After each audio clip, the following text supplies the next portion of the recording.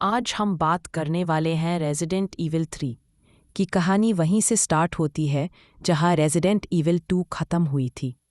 एक वक्त था जब धरती पर जिंदगी थी, अब बस रेत है, खामोशी है और मौत की सड़ांध। टी वायरस नाम का एक जैविक हथियार जो अम्ब्रेला कॉरपोरेशन द्वारा बनाया गया था, पूरी दुनिया में फैल चुका है। पहले यह सिर्फ रैकून सिटी में फैला था, लेकिन अब इसने पूरे विश्व को अपनी चपेट में ले लिया है। नदियां सूख चुकी हैं, समुद्र लाल हो चुके हैं और धरती मरुस्थल बन चुकी है। इंसान अब या तो मरे हुए हैं या फिर ज़ॉम्बी बन चुके हैं। एलिस मिला जोवोविच, एक जेनेटिक एक्सपेरिमेंट जो अम्ब्रेला द्वारा बनाई गई थी, अब अकेली सफ़र कर रही है। उसके पास है असाधारण शक्तियाँ और एक ऐसा शरीर जो वायरस से इम्यून है, लेकिन वह अब इंसानियत बचाने के लिए निकल चुकी है। अंडरग्राउंड में छिपा हुआ है अम्ब्रेला का एक हेडक्वार्टर, जहां डॉक्टर अलेक्जेंडर आइजैक्स, अम्ब्रेला का मुख्य वैज्ञानिक, एक्सपेरिमेंट्स कर रहा है एलिस के क्लोन्स पर। वह एलिस के असली डीएनए से ऐसे क्लोन्स बनाना चाहता है जो वायरस को कंट्रोल कर सके। लैब में मौजूद है क्लोन नंबर 88, एक अधमरी स्थिति में पड़ी लड़की जो एलिस जैसी ही दिखती है, पर हर क्लोन फेल हो जाता है। कोई तुरंत मर जाता है, कोई म्यूटेट होकर अनकंट्रोलेबल हो जाता है। डॉक्टर आइजैक्स का उद्देश्य है वायरस को स्टेबलाइज करना और ज़ॉम्बीज़ को कंट्रोल करना। वह अपने सीक्रेट प्रोजेक्ट टायरेंट पर भी काम कर रहा है, जिसमें वह वायरस इन्फेक्टेड डीएनए को ह्यूमन डीएनए के साथ मिला रहा है, जिससे एक सुपर सोल्जर बने जो अम्ब्रेला की हर कमांड माने। एक कॉन्वॉय चल रहा है नेवाडा डेजर्ट में, टैंकों, जीपों और आर्मर्ड व्हीकल्स के साथ। इस कॉन्वॉय को लीड कर रही है क्लेयर रेडफील्ड, अली लाटर, एक बहादुर और सेंसिबल महिला जो बाकी बचे हुए इंसानों की जान बचाने की कोशिश कर रही है। कॉन्वॉय में शामिल हैं कार्लोस ओलिवेरा, अम्ब्रेला का एक्स सोल्जर जो अब एलिस का दोस्त बन चुका है, एलजे वेड, मजाकिया मगर लॉयल साथी, नर्स बेटी, मेडिकल हेल्प, के मार्ट, एक किशोरी लड़की जो स्टोर से मिली थी, इसलिए नाम के मार्ट पड़ा।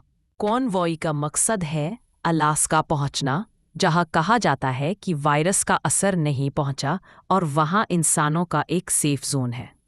एलिस अब अकेले सफ़र कर रही है और खुद को अम्ब्रेला के रेडार से छुपा रही है। वह जानती है कि जैसे ही वह अपनी साइकिक पावर्स यूज़ करती है, अम्ब्रेला की सैटेलाइट उसे डिटेक्ट कर सकती है। एलिस अब पहले से ज़्यादा ताकतवर हो चुकी है। टेलीकिनेसिस, दिमाग से चीज़ें हिलाना, healing abilities, direct connection to computer systems via thought. वह रैंडम सर्वाइवर्स को मदद करती है, लेकिन ज़्यादातर जगहों पर मौत ही पाई जाती है। क्लेयर का कॉन्वॉय एक डिजर्टेड मोटेल में रुकता है। वहाँ अचानक आसमान से हज़ारों इन्फेक्टेड क्रोज हमला कर देते हैं। ये क्रोज उन ज़ॉम्बीज़ का मांस खाते खाते खुद भी इन्फेक्टेड हो चुके हैं।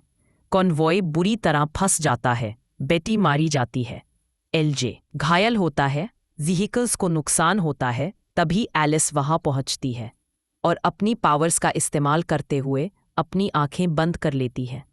कुछ पल बाद बूम, आसमान में आग लग जाती है और सारे क्रोज जलकर राख हो जाते हैं। एलजे क्रो के काटने से इन्फेक्टेड हो चुका होता है, लेकिन वह यह बात छुपाता है।